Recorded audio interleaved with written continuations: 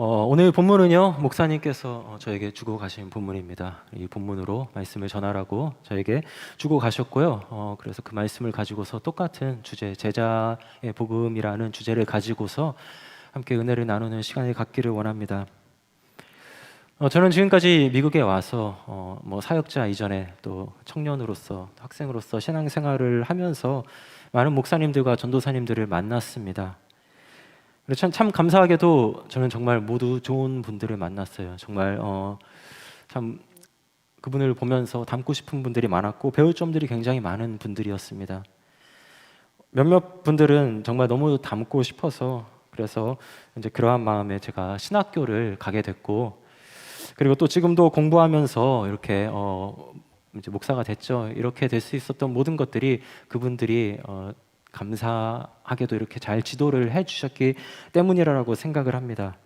제가 너무 이렇게 닮고자 하는 마음이 커서 때로는 그들의 이렇게 그 목사님들의 성대모사를 막 따라하기도 하고, 또 이렇게 좀 이렇게 재밌게 하기 위해서 그런 이런 것 저런 것들을 많이 했지만요, 그분들을 이렇게 놀리려던가 아니면은 희화하려는 그런 의도가 아니라 진심으로 제가 존경하는 분들이었기 때문에 작은 것 하나라도 좀 담고 싶은 그런 마음이 있어서 제가 그런 것들을 했었습니다. 그렇게 많이 혼났죠. 그래서 근데 그분들은 무엇보다도 삶을 통하여서 저한테 참 많은 감동을 줬습니다. 그리고 자연스럽게 그분들의 삶을 담고 싶은 마음이 생겼던 거예요. 그분들이 어떤 파워풀한 설교를 하고 이렇게 강단에서 선지자적인 그런 설교를 하심으로써 제가 그걸 보고서 저걸 담고 싶다. 물론 그런 부분도 있지만요. 그러나 제가 진짜 담고 싶었던 그런 부분들은요, 그분들이 예수님을 닮으려고 노력하시고 또 그렇게 살아가는 그러한 삶의 모습이었습니다. 그런 모습을 보면서 제가 감동을 하고, 그리고 나도 저렇게 살고 싶다. 나도 저렇게 설교하고 싶다, 이런 게 아니라 나도 저렇게 살고 싶다라는 생각을 하게 됐습니다. 그래서 오늘 제가 오늘 이 본문, 이 설교의 제목을 그래서 삶이 중요합니다라는 제목으로 정했습니다. 그리고 삶이 얼마나 중요한 것인가 우리가 함께 나누기를 원하는데요. 예수님의 제자로서 가장 중요한 것은 바로 이 삶입니다. 삶. 예수님을 믿고 그리고 신앙생활을 하는 그런 모든 부분들 여러 가지가 있죠. 설교도 있을 수 있고, 신앙생활 가운데 목양도 중요할 수 있죠. 저 같은 경우에. 그리고 사역도 중요하고, 성경 공부도 중요하고, 그리고 또 여러 가지 있는 행사들, 20주년 행사 이런 거 다 중요하지만요. 그러나 제자가 갖춰야 할 정말 중요한 것 하나를 꼽자면은 그것은 바로 삶입니다. 어떻게 살고 있는가? 그리고 내 삶을 통하여서 누군가를 제자를 삼을 수 있는가? 내 삶을 통하여서 하나님께 영광을 돌릴 수 있는가? 아니면은 내 삶이 누군가 내 삶을 봤을 때 저 사람을 보면서 예수님이 떠오르지 않는다. 비극이 아닙니까? 저 사람을 보면서 예수님에 대한 반감이 생긴다. 정말 비극이겠죠. 그래서 제가 드리고 싶은 말씀은 오늘 결론부터 말씀드리자면 제자는 삶으로 이야기한다라는 것입니다. 그리고 오늘 이 제자의 삶에 대해서 우리가 나누면서 우리 함께 은혜를 나누는 시간을 갖고자 합니다. 첫 번째, 제자는 삶이 만듭니다. 삶이 제자를 삼습니다. 예수님께서 오늘 본문 레위를 부르시는 장면이 있습니다. 레위는 이제 마태복음에 나오는 그 마태복음의 저자, 바로 마태이죠. 레위와 마태는 동일 인물입니다.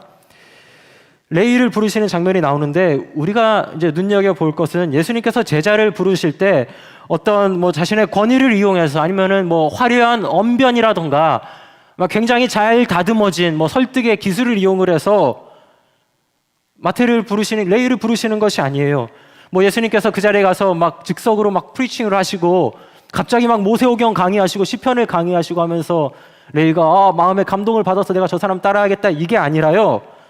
예수님께서는 오늘 본문 27절과 28절을 보면은요, 나를 따르라라고 하십니다. 제가 봉독해 올리겠습니다. 그 후에 예수께서 나가사 레위라 하는 세리가 세간에 앉아 있는 것을 보시고 나를 따르라 하시니 그가 모든 것을 버리고 일어나 따르니라. 아멘. 레위는 예수님의 이 나를 따르라 그 한마디, 그 말씀을 듣고서 그리고 모든 것을 버리고서 예수님을 따라갑니다.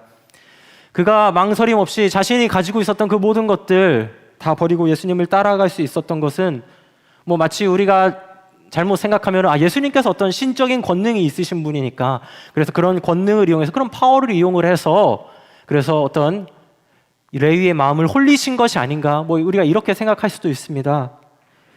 그러나 예수님께서 제자를 삼으셨을 때 필요한 요소는요 그런 게 아닙니다. 뭐 권능을 이용해서 충분히 그러실 수 있으신 분이시지만은 그러나 사람의 마음을 그냥 그렇게 홀려서 하신 것이 아니라 철저하게 그들에게 사랑으로 다가가신 것입니다. 그것이 예수님의 삶이었는데요. 예수님께서 어떠한 삶을 사셨습니까? 먼저 이 세리 이 마태 이 레위는 세리입니다. 이제 세관이죠.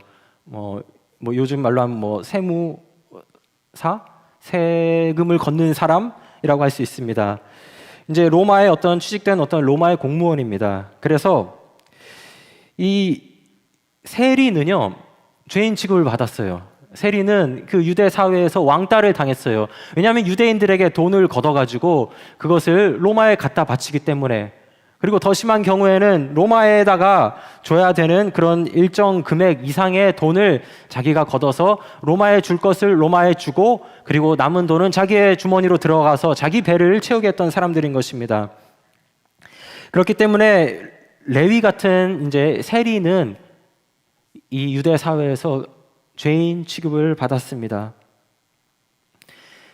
이 5장 전체의 내용을 보면은 이러한 취급을 받았던 사람들의 이야기가 많이 나오는데요. 5장 좀만 위로 올라가면은 중풍병자의 이야기가 나옵니다. 중풍병자가 침상에 누워서 그래서 이제 병자의 몸으로 평생을 살아갔던 그런 사람인데 이런 병자들은 죄인 취급을 받았습니다. 그들이 잘못해서 그래서 그런 병을 가지고 있는 것이 아님에도 하나님의 저주를 받아서 저들이 지금 죄인이기 때문에 저렇게 몸이 불편한 것이다라고 병자 이퀄 죄인이라고 생각을 했어요. 마찬가지입니다. 세리도 세리 이퀄 죄인이었어요. 저주받은 죄인인 병자는 사람들이 기피하는 대상이었습니다. 근데 예수님께서 5장의 그 조금 위에만 올라가 있는 말씀을 보면은요 20절과 24절의 말씀인데 제가 한번 그 중풍병자를 어떻게 고치시는지 읽어보겠습니다. 20절 말씀입니다. 이 사람아 너의 죄사함을 받았느니라 하시고 또 24절 말씀입니다. 내가 내게 이르노니 일어나 내 침상을 가지고 집으로 가라. 예수님께서 5장 말씀을 보면은 이 중풍병자의 병을 깨끗이 씻어 주시는 것을 넘어서 죄까지도 사해 주신 것입니다. 저주받아서 용납받지 못할 이 죄인 취급받는 병자에게 용서와 사랑을 보여주시면서 그를 용납을 하신 거예요. 그것이 예수님의 삶의 모습이었어요. 이것이 어떤 중풍병자가 다가와서 사람들이 많이 몰려 있으니까 했던 한순간의 그런 연출된 모습이 아니라 이거는 예수님의 삶 전체의 모습이었습니다. 5장 그 전에 또 말씀을 보면은 귀신을 내쫓는 장면이 나옵니다. 귀신들은 병자를 고쳐주시고 또 병 들린 사람들 온갖 병자들을 다 고쳐주시고 나병 들린 사람들이 정말 절대 기피하는 1순위였던 그 나병 들린 사람을 깨끗게 하시면서 그들의 죄를 사해 주시고 그들의 용납하시는 모습을 보면서 레위의 마음이 그동안 계속해서 흔들려 있었던 것이에요. 저 귀신 들린 사람도 용납하시는 저 예수님이라는 사람이 저 병자도 고치시는 저 예수님이라는 분이 혹시 나 같은 죄인도 이 유대 사회에서 지금 완전히 죄인 취급받고 있는 나 같은 사람도 혹시 용납을 하실 수 있지 않을까 하면서 그의 마음이 기대와 궁금증으로 타올라 있었던 것입니다.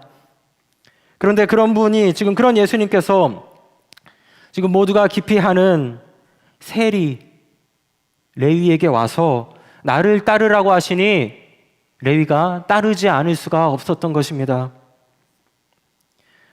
세리는 이유를 막론하고 그가 진짜 돈을 걷어서 자기 주머니를 챙겼던 어쨌든 이유를 막론하고 로마와 결탁해 있는 그 이유만으로도 죄인 취급을 받았습니다. 잠을 자든 저기 세관에 앉아 있든 밥을 먹든 저 사람들은 그냥 죄인이었어요. 그래서 가까이 하면 안 되는 사람들. 우리말로 하면 매국노 같은 그런 존재였습니다.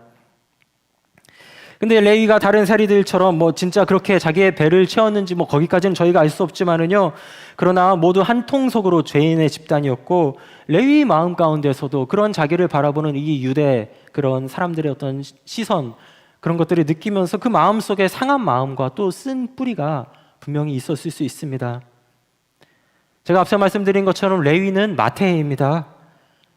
그리고 마태는 이 마태복음의 저자이죠. 저희 지금 누가복음을 읽고 있는데 그 전에 있는 처음 나오는 이 신약 성경의 그 마태복음의 저자입니다. 유대 사회 가운데에서 병자 그리고 창기 그리고 세리는 유대 거의 3대 범죄자라고 취급을 받는 그런 사회적으로 왕따를 당하던 사람들이었어요. 그래서 레위 마음 가운데에서도 이 유대인들을 향한 그 원망의 마음 또한 충분히 있었을 수 있습니다. 그러나 그가 용서를 받고 이 유대인들을 향하여서 마태복음이라는 책을 씁니다. 레위는 예수님의 부르심을 받아서 예수님을 따르기 시작하고, 그리고 예수님께서 삶으로 시작하신 그 용서와 그 사랑 가운데에 레위는 더 이상 죄인이 아니었어요. 그리고 레위는 이 자신들과 같은 이 유대인들을 이 자신의 책을 통하여서 또 예수님께서 선물로 주신 그 복음을 전하기 위하여서 그들을 위한 책, 이 마태복음을 씁니다. 그래서 마태복음에는 굉장히 그 유대 분위기적인 분위기가 굉장히 강합니다. 유대인들이 딱 읽어도 반감 없이 읽을 수 있을 정도로 마태복음에 그 유대인들을 위한 그런 절절한 마음들이 잘 드러나 있습니다. 레위가 이 마태복음에서 자기 자신을 소개하는 장면이 나와요. 12제자를 소개하는 장면인데 마태복음의 10장에 있습니다. 그가 어떤 레위 이제 그 예수님의 제자들의 이름을 소개하면서 자기 자신도 소개를 하는데 세리 마태라고 자기 자신을 소개합니다. 자기가 세리라고 지금 당당하게 쓰고 있는 것이에요. 마치 일제시대에 친일파가 나는 친일파 누구이다라고 스스로 소개하는 듯한 모습으로 자기 자신을 소개를 하고 있습니다. 예수님께 용납받기 전에 세리는 부끄러운 죄인의 상징이었어요. 그러나 예수님께서 병자들에게 하시는 그 모습, 내 죄의 사함을 받았느니라 라고 사랑을 베푸시는 그 예수님을 만나고 예수님의 그 부르심을 받았을 때 그는 당당하게 이제 말할 수 있는 것입니다. 자기 자신이 용서받은 죄인이라는 사실을 밝힐 수 있었던 것이에요. 자신 같은 죄인도 충분히 용납될 수 있다는 것을, 그 확신을 예수님께서 어떻게 보여주셨습니까? 예수님의 그 삶을 통하여서 죄인들을 만나시고 사랑하시고 고쳐주시고 그들의 죄를 사하여 주시던 예수님 전체의 삶을 통하여서 마태가, 레위가 확신을 얻었기 때문에, 그렇기 때문에 자신 같은 사람도 용납하신 그 예수님을 전하고자 자신이 용서받은 세리라는 것을 부끄러움 없이 그대로 마태복음에 세리 마태라고 기록을 하는 것입니다. 당시 어떤 종교 지도자가 레위에게 가서 나를 따르라 했을 때에 그 레위의 마음이 움직일 수 있었겠습니까? 만약 종교 지도자가 그런 말을 했다면은 아마 레위 마음속에 반감이 들었을 수도 있어요. 오히려 더 반감이 들고 그들의 삶에서 내가 하나님을 볼 수 없다라는 생각이 들었을 수도 있습니다. 그런데 마찬가지입니다. 우리가 예수님 믿으세요라고 했는데 그 사람이 우리의 삶의 모습을 보고서 예수님에 대한 반감이 생긴다면, 예수님을 볼 수가 없다라면은 그럼 그것이 얼마나 하나님 앞에서 큰 죄를 짓고 있는 것입니까? 그래서 삶이 중요합니다. 그래서 삶이 중요한 것이에요. 교회에 오면 항상 예수님에 대한 이야기하고 성경의 지식도 굉장히 풍부한데 근데 막 주차장을 나가면서부터 막 분노로 가득 차 있는 분들이 있어요. 그러면서 막 길에서 난폭하게 자기 옆을 지나가는 사람들 보면 가서 막 어떻게든 얼굴 한번 보려고 막 따라잡으면서 싸우고 욕하고, 입으로 욕하면 안 들리니까 손가락으로 욕하고 막. 저 아닙니다. 하지만은 저도 그런 마음이 이렇게 불쑥불쑥 피어오를 때가 있어요.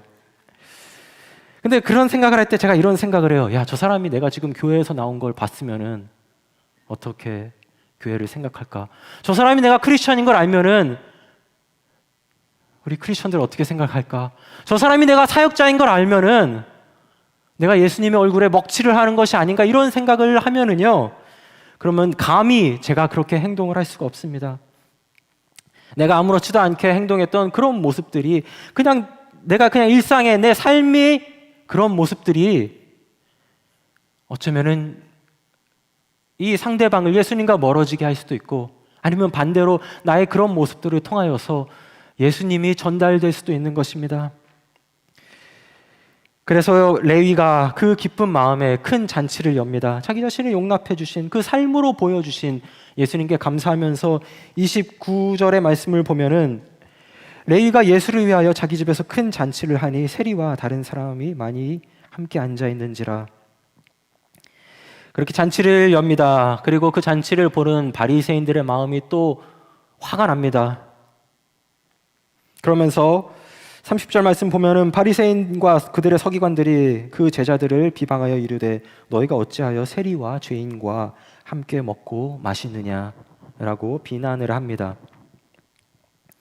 그리고 예수님께서 건강한 자에게 의사가 쓸데없고 병든 자에게라야 쓸데있다. 예수님께서는 이 땅에 그들을 고치시러 오신 분이라는 것을 확실히 밝히십니다. 32절 말씀, 내가 의인을 부르러 온 것이 아니요 죄인을 불러서 회개시키러 왔노라 라고 말씀을 합니다. 예수님께서 어떻게 이 죄인들을 부르셨습니까? 권능이 아니고요, 또 설득의 기술도 아닙니다. 대단한 막 주석들을 많이 쓰시고 강해를 하셔서 그래서 그들을 부르신 것이 아니라 예수님께서는 용서와 사랑을 자신의 삶 가운데서 실천하심으로써, 그래서 그 삶으로, 스스로의 삶으로 레위를 부르시고, 그리고 제자들을 부르시고, 그리고 바로 오늘날 저와 여러분들을 그 삶으로 부르고 계신 것입니다. 그래서 삶이 중요한 것이에요. 그래서 삶이 중요합니다. 저희도 예수님의 그 삶을 닮아서, 예수님의 그 삶의 모습을 닮아서 우리의 삶을 통하여서 예수님의 제자를 삼을 수 있는 제가 되고 또 여러분들이 되시기를 축복합니다. 두 번째, 제자는 삶으로 말합니다. 제자는 다른 것이 아니라 삶으로 말합니다. 죄인들을 회개시키셔서 하나님께로 나갈 수 있게 한다. 예수님께서 내가 저들을 고치시고 내가 저들을 고칠 것이고 저들을 용납한다라는 그 예수님의 말씀에는 대답을 하지 못하죠. 왜냐하면은 이방인들도 지금 회심을 해서 하나님께로 나아갈 수 있는 그 마당에 죄인들을 돌이켜서, 그 유대인들 중에 죄인 취급받는 그들을 돌이켜서 그들이 하나님을 믿게 하려는 예수님의 그 말에 감히 어떻게 너 그렇게 하면 안 된다라고 이야기를 할 수 있겠습니까? 그래서 그들은 내가 의인을 부르러 온 것이 아니요 죄인을 불러 회개시키러 왔노라에는 대답을 하지 못하지만은요, 그러나 그 본질을 흐리기 위해서 이제 물타기를 합니다. 물타기라는 것은 이제 그 본질을 희석시키려는 것이죠. 예를 들어서 커피에 물을 쫙 타면은 커피 맛이 희석이 되잖아요. 커피를 마시면 커피 맛이 제대로 안 나고 물 맛이 굉장히 강하게 납니다. 이렇게 본질을 희석시키고 논점을 흐리려고 지금 이 바리새인들이 물타기를 하는데, 그것이 바로 33절입니다. 요한의 제자는 자주 금식하며 기도하고, 바리새인들 자기 자신들이죠. 우리 제자들도 그렇게 금식을 하는데 당신의 제자들은 왜 지금 먹고 마시고 있느냐라는 것을 걸고 넘어지는 것입니다. 이렇게 지금 본질을 희석시키려면서 그들이 이제 딴지를 걸고 넘어지는데요. 33절 말씀이죠. 방금 읽었던 말씀, 이제 너희 제자들은 왜 금식을 하지 않느냐라는 그 지적에, 그럼 저희가 한번 팩트를 체크해 보겠습니다. 예수님의 제자들은 금식을 하지 않았습니까? 예수님은 금식하지 말라고 그들에게 가르쳤습니까? 아니면 예수님은 금식을 하지 않으셨습니까? 그렇다라고 할 사람은 아무도 없겠죠. 금식은 이 하나님을 믿는 유대인들이 그들이 삶 가운데 매일 했던 것이, 매일 했다라는 것은 자주 했다라는 것입니다. 하나님께로 그들이 이제 하나님께서 주신 그 이제 하나님의 그 자녀라는 것을, 하나님의 백성이라는 것을 그들이 이제 고백하면서 드리던 것이 금식이고요. 이 금식은 그들이 당연히 하던 것입니다. 금식과 기도는 동의어로 쓰일 정도로 우리가 그들이 기도하는 것은 금식하는 것이고, 또 금식하는 것은 했다는 것을 저희가 알 수 있습니다. 에스더서 같은 경우, 구약에 있는 에스더서 같은 경우는 기도라는 단어가 나오지 않습니다. 그러나 그들이 금식을 했다는 것을 봐서 그들이 어떻게 신앙생활을 하고 있었는지를 저희가 알 수가 있는 것이죠. 현대교회에서 마치 뭐 예배하면은 뭐 찬양 또는 뭐 말씀 이렇게 생각하실 수 있는 것처럼 이 유대교 안에서 금식은 뺄래야 뺄 수 없는 이 예배의 요소였습니다. 이 바리새인들 같은 경우는요, 일주일에 2번 금식을 했습니다.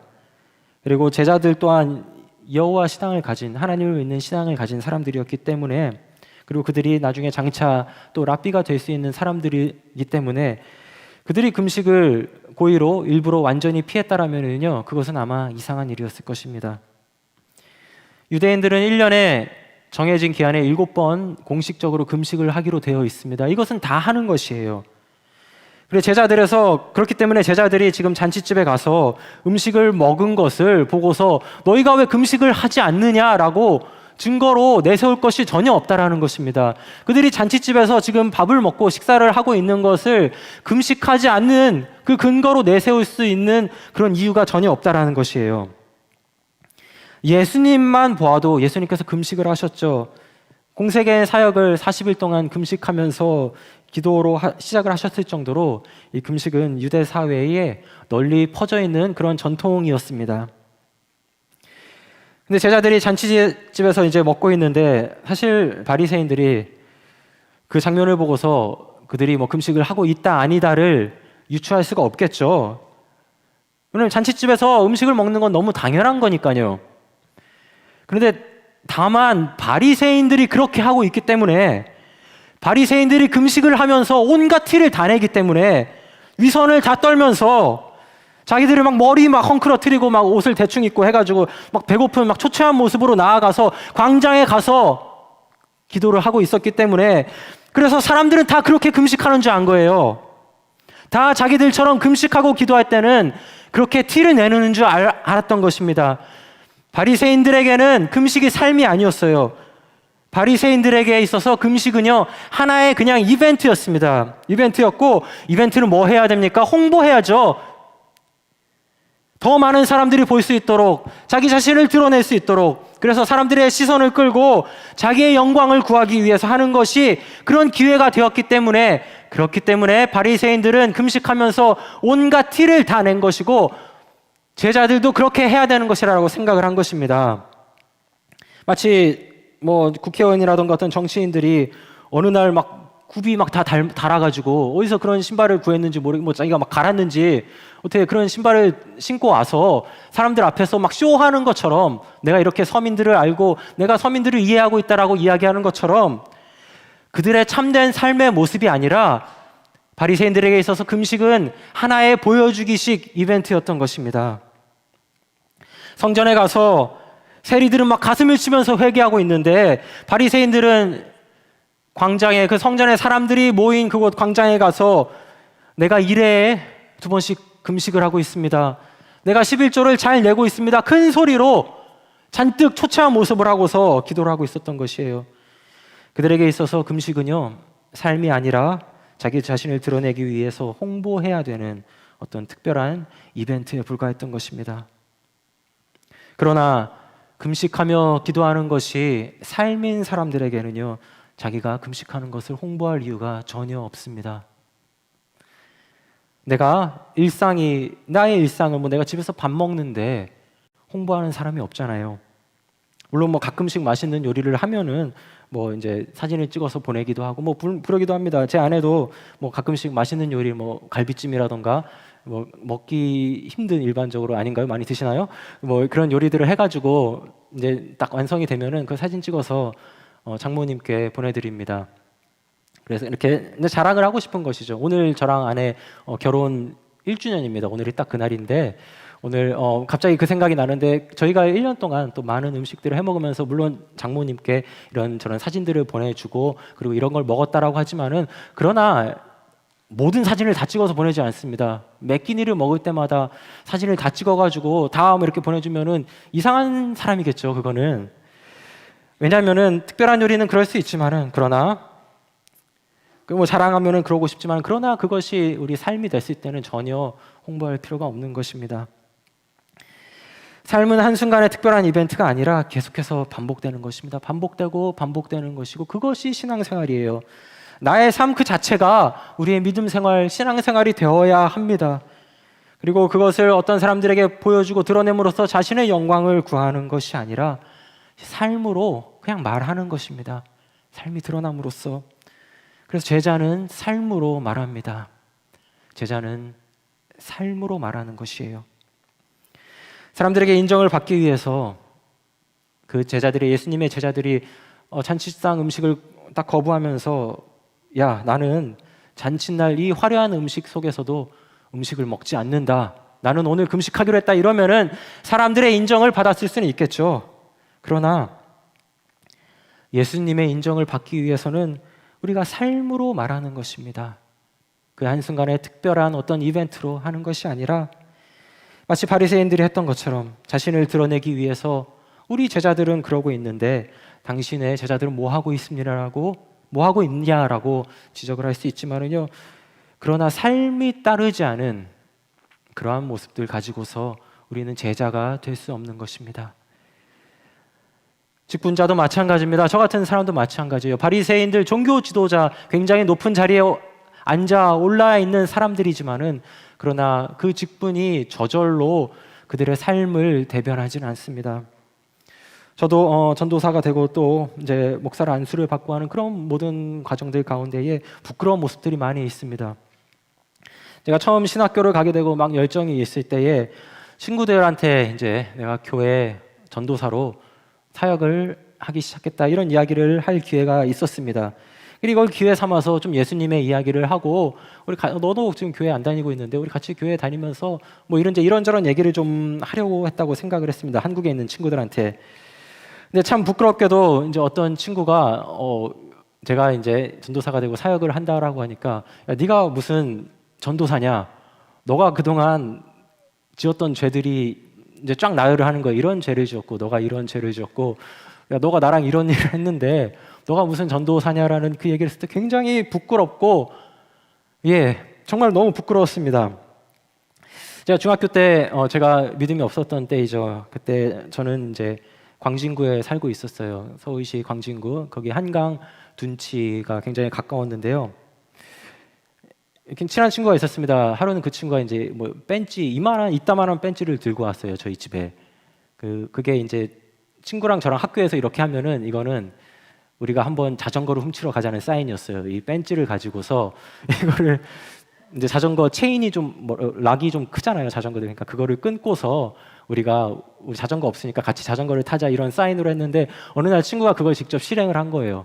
그래서 저희 집에 와서 이거 가져왔으니까 가자라고 했습니다. 한강 둔치에. 그래서 한강 둔치에 이제 갔는데 얼마나 이 죄를 지으려고 하니까 이 마음이 떨리는지 도저히 이게 할 수가 없는 거예요. 뭐 친구가 별명이 황소였어요.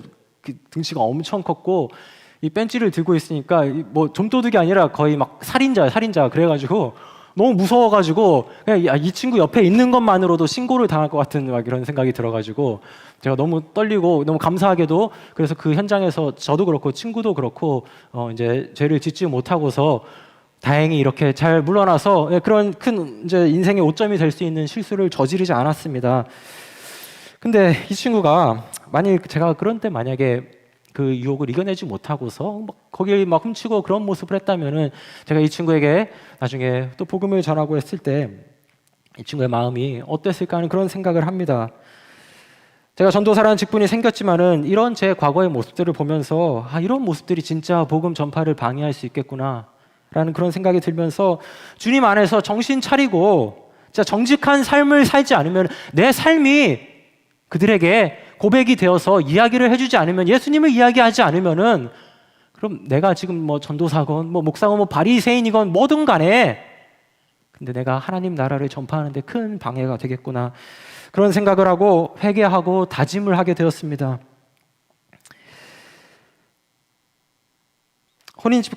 혼인집에 신랑과 함께 있을 때 이 혼인을 축복하면서 함께 즐기고 또 신랑을 빼앗긴 날에, 슬픈 날에 함께 애통하고 슬퍼하는 것, 그것이 굉장히 일상의 정상적인 모습입니다.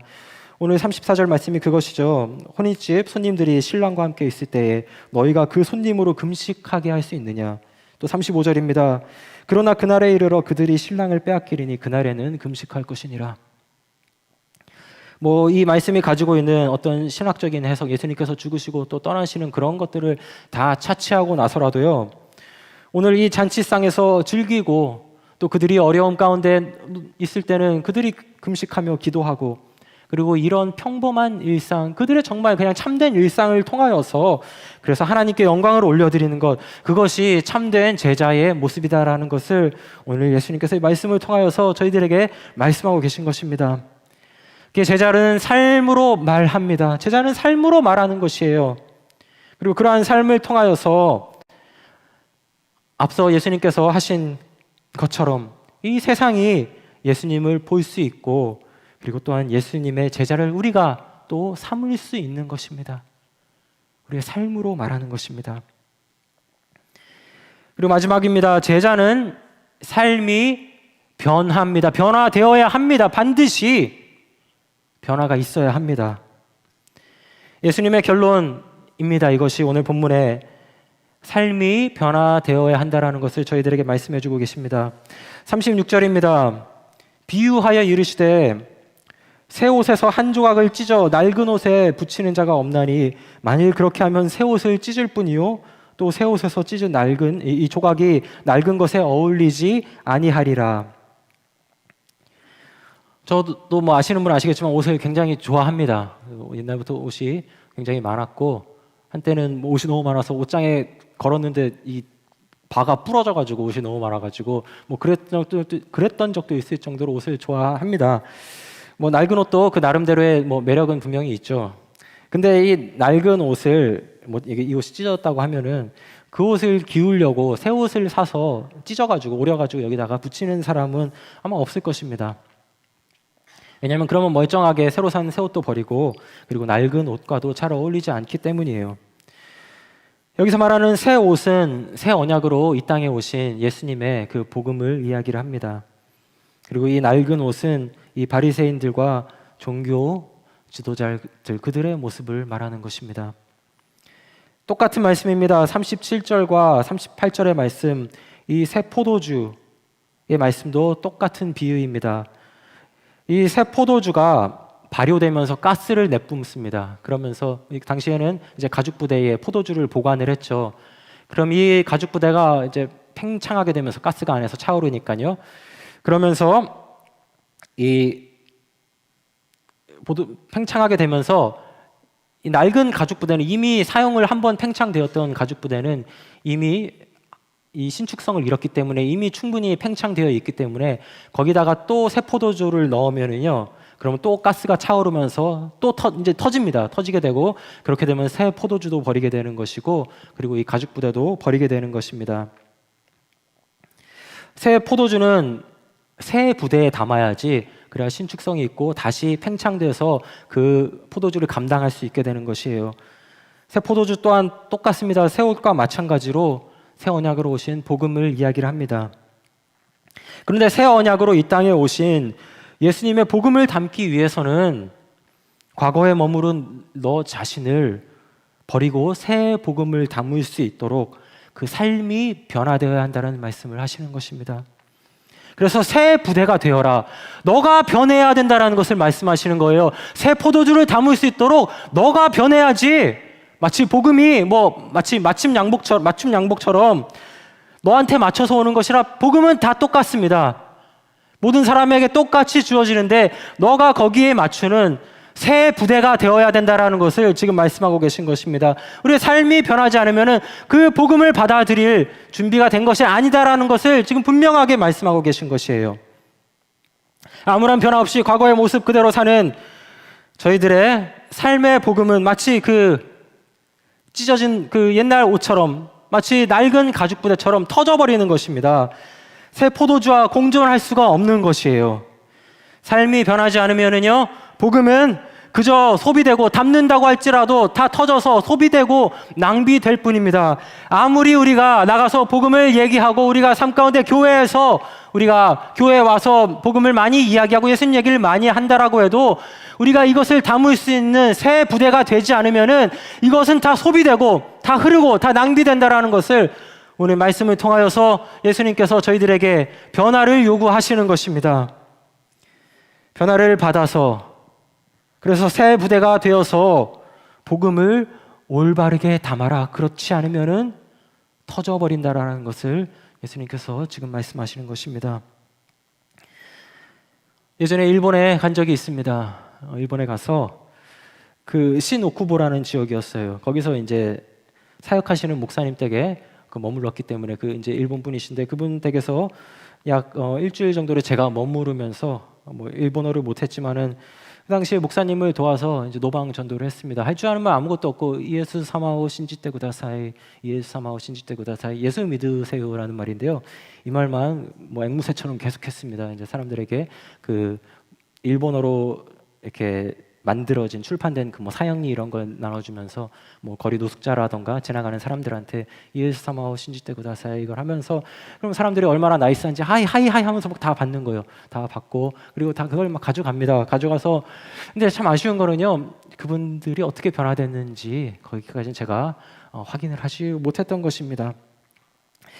근데 대개의 경우에는 자신이 가진 이제 그 수많은 신들 뭐 굉장히 뭐 그들이 말하는 뭐 카미사마 같은 이제 컬렉션이 있어요. 그래서 뭐 일본은 그런 뭐 다신의 문화가 있기 때문에 뭐 이게 물의 정령도 있고 테이블에 올려놓고 대지의 정령 뭐 이거 아이템 하면 거기도 그것도 올려놓고 십자가 하이하이 하고서 십자가도 여기다가 막 올려놓고 막 이렇게 해가지고 그냥 그 중에 하나의 컬렉션이 되었을 뿐 그들의 삶이 변화되려면은 이 모든 것들을 다 버려야 됐던 것입니다.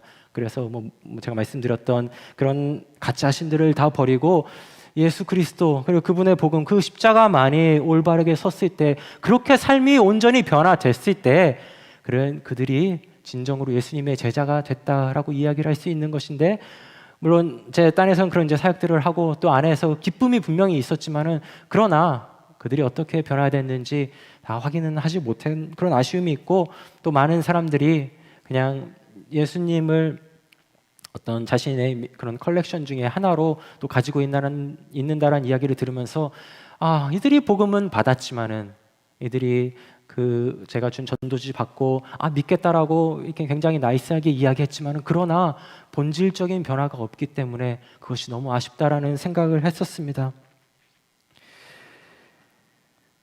다른 말로 하면은요, 예수님을 믿겠다라고 했지만은요, 그들은 제자가 되지는 못한 것입니다. 그들의 삶은 변화하지 않았던 것이에요. 그래서 오늘은 누가복음 이야기를 합니다. 우리 삶의 변화를 요구하고 있습니다. 마지막 39절의 말씀을 보면은 예수님께서 나지막하게 한마디를 더 하십니다. 39절 말씀은 묵은 포도주를 마시고 새 것을 원하는 자가 없나니 이는 묵은 것이 좋다 함이니라 라고 말씀을 하십니다. 포도주는 묵으면 맛이 좋죠. 그러나 좋다고 해서 영원히 묵힐 수는 없습니다. 뭐 지금처럼 진공 포장이 잘 된 시기라고 해도 뭐 유통기한이 조금 더 늘어날 수는 있겠지만요. 그래서 온도와 습도, 장소를 잘 맞춰서 포도주가 오래 가게 할 수는 있겠지만은 그러나 본질적으로 영원히 보존할 수는 없는 것입니다. 결국 유통기한이 지나면은요, 다 묵은 포도주는 버려야 하고 또 새 포도주가 미리 준비되어 있어서 그렇게 준비가 되어 있어야 하는 것입니다. 그런데 오늘 본문의 말씀이 지금 누구에게 하시는 말씀입니까? 처음에 보면은 지금 이 본문은 지금 잔치집에 와서 뭐 이른바 시비를 걸고 있는 지금 바리새인들에게 하시는 그런 말씀이죠. 그럼 오늘 39절의 이 말씀, 묵은 포도주를 보고 그냥 묵은 것이 좋다라고 하고 있는 이 말씀은 지금 바리새인들에게 하고 계실 말씀인데, 이 묵은 포도주는 지금 바리새인들이 가지고 있는 그 기득권을 이야기를 합니다. 자신들에게 익숙해서, 그리고 자신들에게 편해서, 그리고 자신들이 그 기득권을 가지고 있어서, 그래서 나는 여기서 좋다, 이게 좋다, 나는 여기서 절대 떠나지 않겠다라는 그 삶의 변화를 절대적으로 거부하고 있는 그들에게 지금 예수님께서 말씀하시는 겁니다. 너희가 과거에만 지금 안주하고 이것이 좋다라고만 이야기하면서 진짜 굿뉴스가, 진짜 하나님의 그 복음이 여기 왔는데 너희는 이것을 원하지 않는구나. 너희는 그저 익숙함이 주는 그 안정감에만 취해 있어서 도무지 변화하려고 하지 않는구나. 삶의 변화를 거부하고 있는 이들에게 대한 지금 예수님의 지적인 것입니다. 예수님께서 무엇을 말씀하십니까? 너희가 조금 맛이 안 좋을 수 있지만, 그리고 조금 불편할 수 있지만은, 조금 익숙하지 않고 묵으려면은 조금 더 시간이 걸리지만은, 그러나 그럼에도 복음을 기꺼이 담을 수 있는 새 부대가 되도록 우리의 삶이 변화가 있어야 된다라는 것을 지금 저희들에게 말씀을 통하여서 전달하고 계신 것입니다. 내가 맛이 좋다라고 지금 여기면서 내가 컴포트존 안에서 빠져가지고 내가 절대 이곳을 떠나지 않겠다라고 생각하는 그것이 무엇입니까? 그것이 나의 전통일 수도 있고 나의 어떤 교리가 될 수도 있고 또 나의 생각이라던가 내가 지나온 나의 경험들, 이런 것들을 우리가 가지고 있으면서 여기서 변화라고 하지 않고 새 부대가 되라고 명령하시는 그 주님의 말씀에 우리가 거부를 하고 있지 않은가, 오늘 말씀을 통하여서 우리가 돌아볼 필요가 있는 것입니다. 새 부대가 되지 않으면은요, 우리가 삶이 변하지 않으면은요, 그러면 예수님의 제자가 될 수 없는 것입니다. 오늘 본문은 저희들에게 삶의 변화를 또한 요구하고 있습니다. 오늘 이 말씀을 제가 마치겠습니다. 제자는 삶으로 만듭니다. 제자는 삶을 통해서 삶습니다. 어떤 호소력 짙은 어떤 이야기들, 설득력, 그런 것이 아니라 삶의 모습을 통하여서 제자를 삼을 수 있는 것입니다. 제자는 삶으로 말합니다. 눈에 보이는 이벤트, 홍보하기 위한 것들, 나를 드러내기 위한 그런 것들이 아니라 자연스럽게 삶으로 말하는 것입니다. 제자는 삶으로 예수님을 증거하고 또 증명하는 것입니다. 제자는 반드시 삶이 변화되어야 합니다. 새 복음을 충분히 담을 수 있는 새 부대가 되어야 하는 것입니다. 그래서 첫 번째도 삶이고요, 두 번째도 삶이고, 그리고 또 세 번째도 삶입니다. 오늘 제가 드리는 말씀은 간단합니다. 사랑과 용서를 실천하신 그 예수님의 삶을 우리가 닮아서, 그래서 우리 한 주간도 우리가 서로 사랑하고 또 덕을 행하고 선을 행하면서 예수님의 제자가 진정한 참된 삶으로 증명하는 예수님의 제자가 되시기를 주님의 이름으로 축복하고 또 축복합니다. 함께 기도하시겠습니다.